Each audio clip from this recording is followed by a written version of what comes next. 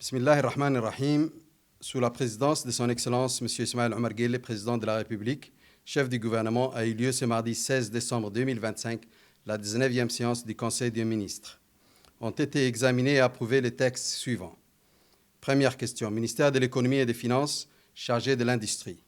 Projet de loi portant adoption des comptes financiers du Fonds de garantie de Djibouti pour l'exercice 2024.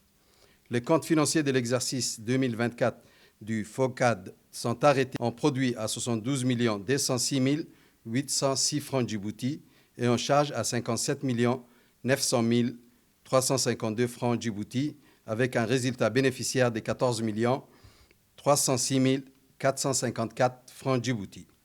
Pour la période 2020 à 2024, le FOGAD a traité au titre de la fenêtre MTPME, MTPMEU, 302 dossiers pour une valeur de 1,152 milliard de francs Djibouti, dont 260 dossiers ont été garantis pour une valeur de 979 millions de francs Djibouti.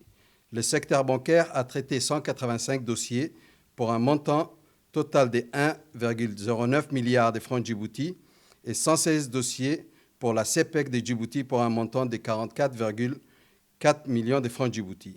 Le FOGAD a également traité des dossiers au titre de la fenêtre logement abordable qui a démarré en juin 2023 et qui bénéficie d'une dotation garantie de 7 millions de dollars états-uniens. Deuxième question, ministère de l'Agriculture, de l'eau, de la pêche, de l'élevage et des ressources halieutiques. Projet de loi portant approbation des comptes financiers de l'Office national des eaux, de l'assainissement de Djibouti ONEAD pour l'exercice 2024.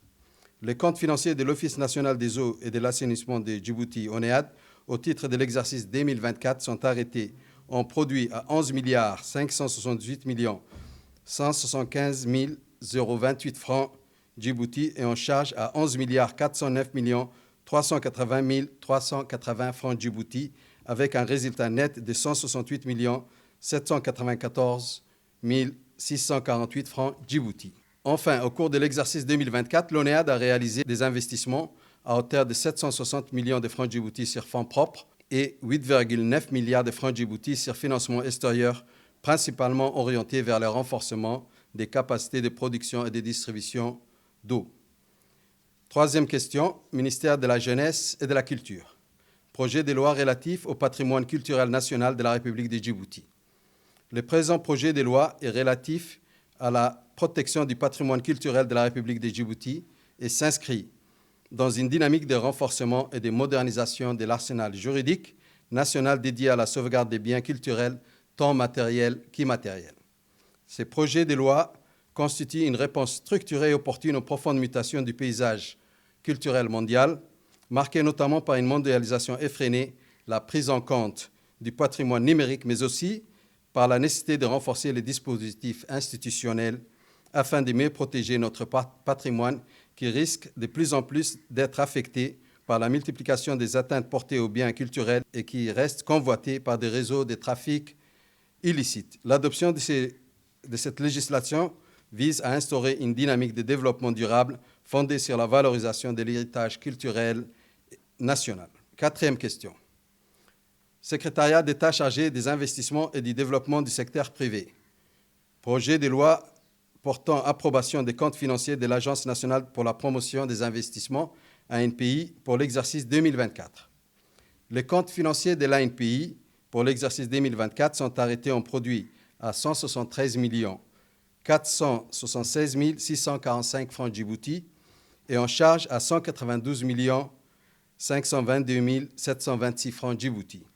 Par ailleurs, au cours de l'année 2024, l'ANPI a agréé 30 projets d'investissement pour un montant global estimé à 145 millions de dollars américains, soit près de 26 milliards de nos francs, générant environ 5,3 milliards de francs Djibouti de recettes directes et indirectes pour l'État. Cinquième question, secrétariat d'État chargé des sports. Projet de loi portant approbation des comptes financiers de l'Agence nationale de promotion du sport pour l'exercice 2023 et 2024.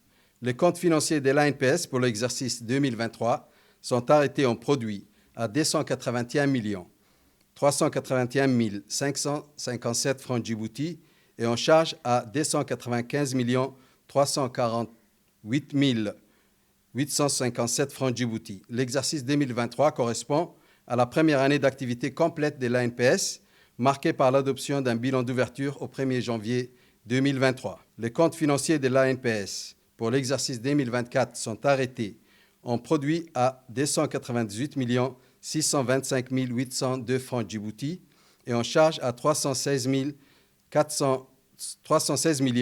489 582 francs Djibouti. Septième question, Présidence de la République. Projet d'arrêté portant approbation du budget prévisionnel du Palais du Peuple pour l'exercice 2026. Le budget prévisionnel du Palais du Peuple pour l'exercice 2026 est arrêté en produit à 500 746 103 francs Djibouti et en charge à 500 746 103 francs Djibouti. En 2025, le Palais du Peuple a pu accueillir la tenue de 75 événements, notamment des conférences, des séminaires et des formations et des réunions de professionnels.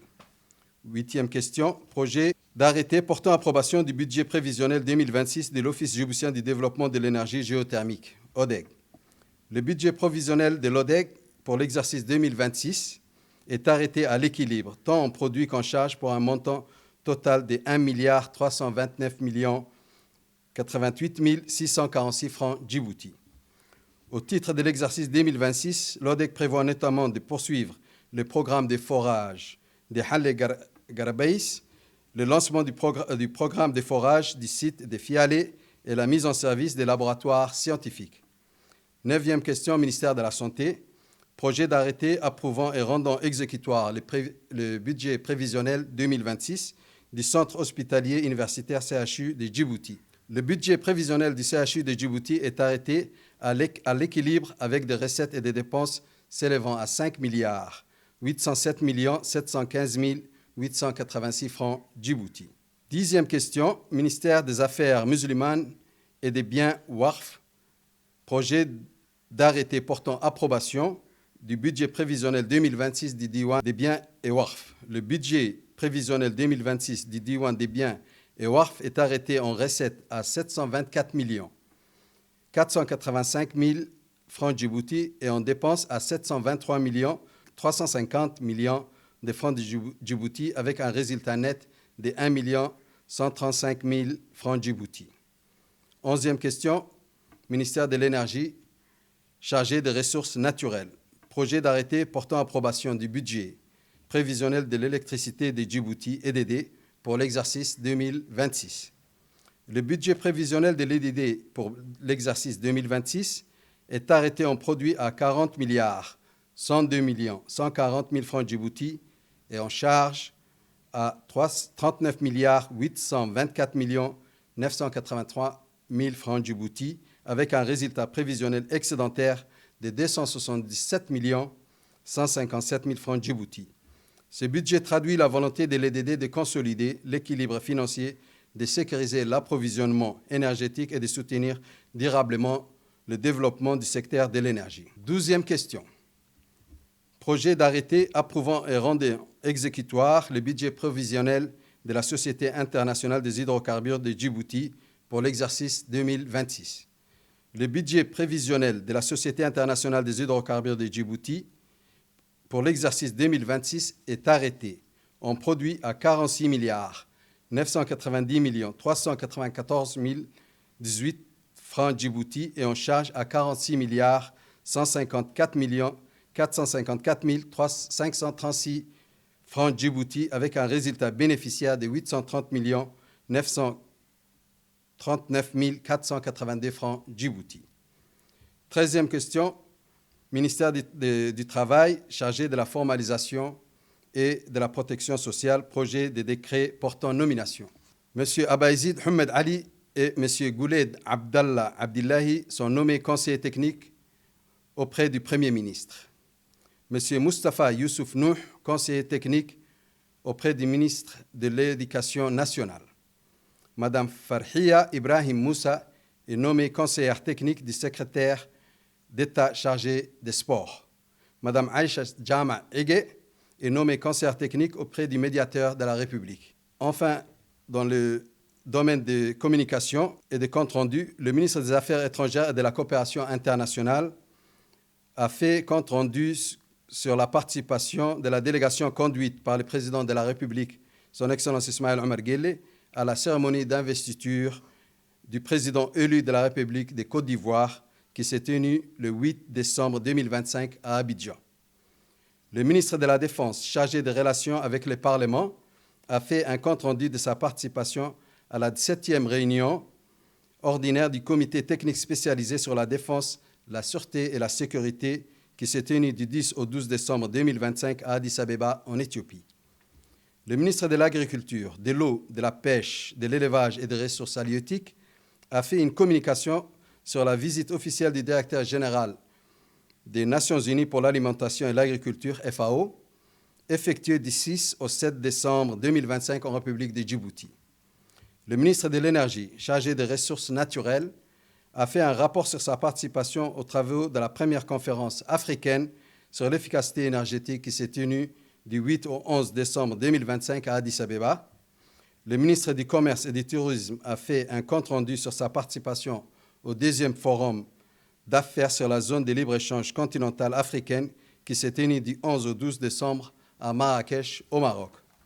Enfin, la secrétaire d'État chargée des investissements et du développement du secteur privé a fait un compte-rendu de sa participation à la 4e conférence africaine des start-up du 6 au 8 décembre 2025 qui s'est tenue à Algérie, en Algérie. Merci.